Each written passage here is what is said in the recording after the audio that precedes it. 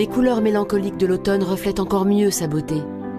La forêt de Tronchet est l'une des forêts les plus étendues de France, l'une des plus belles. Mais pour sauvegarder cette splendeur, des hommes s'affairent dans l'ombre.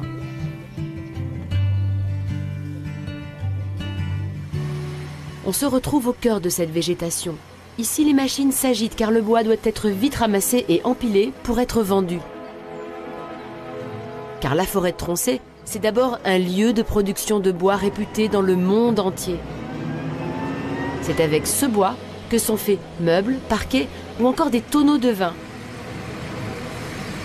Et le roi de la forêt, c'est lui, le chêne. Dès sa plantation, il est couvert pour être le plus beau, plus fort. Ça s'appelle la sylviculture, la sélection des bois.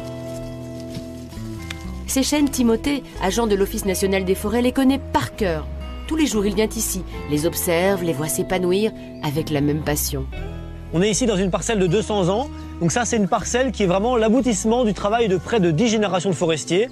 Voilà. Et donc les chênes qu'on obtient, ce sont des chênes qui ont un gros diamètre, qui sont très longs, qui ont très peu de défauts. Et c'est ça vraiment qui nous permet, qui fait la valeur de la forêt de Tronchet. C'est exactement ce genre de chêne que recherche Samuel. Il est propriétaire d'une scierie à quelques kilomètres de là et se fournit régulièrement en forêt de Tronchet. Voilà. Ici, on a une bille qui va vraiment représenter la typicité des bois de Tronchet, c'est-à-dire une première partie qui va faire du mérin, vraiment ce pourquoi la qualité des bois de Tronchet est recherchée. Les plus grands vins du monde entier, pas qu'en France, sont vieillis dans des fûts qui sont faits à partir de bois de la forêt de Tronchet. Par contre, comme son père et son grand-père avant lui, Samuel y trouve tout ce dont il a besoin pour sa production. On apprend de nos anciens, on apprend de nos générations. Moi, je suis la 4e génération de marchands de bois dans ma famille. On va savoir que sur telle parcelle, on aura une meilleure ouverture ou une meilleure couleur. On va savoir que sur une autre parcelle, on va avoir des nœuds qui seront plus ou moins noirs, plus ou moins pourris. C'est une très belle forêt, c'est la plus belle chênaie de France et c'est là où on achète la plupart de nos bois. On n'est jamais déçu à Tronchet. Mais pour obtenir des chênes d'une si grande qualité, il faut savoir protéger leur croissance. C'est là qu'entre en scène le bûcheron.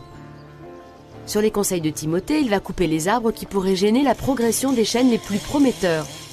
Cette étape s'appelle l'éclaircie. Et la sélection est impitoyable. Pas de place pour les faibles. Le bois abattu sera vendu comme bois de chauffage. Vous voyez, donc il a été marqué en rouge. Il a été choisi parce qu'il est peu vigoureux.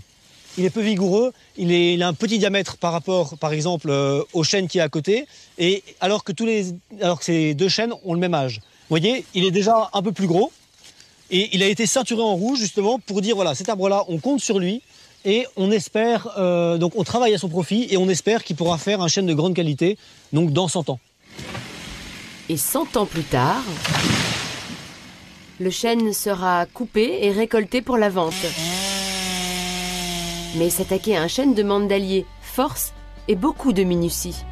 Il y a un peu plus de précautions à prendre au niveau des autres arbres, bien sûr, de ne pas faire de casse. Il y a plus de risques à casser les pieds de ces arbres-là qui ont de la qualité dedans, quoi. Une concentration de tous les instants, car le métier de bûcheron reste l'un des plus dangereux de la forêt.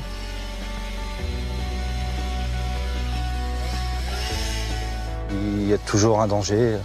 Faut tout le temps enlever la tête, regarder s'il n'y a pas des branches mortes un peu partout. Le danger est toujours là, oui. Toujours.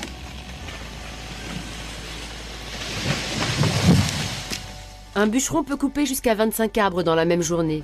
En forêt de Tronchet, les chênes sont ainsi sans cesse cultivés.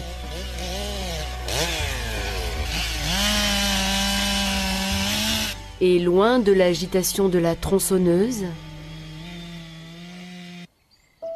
la forêt conserve sa quiétude et ses couleurs oniriques qui invitent depuis toujours à la rêverie.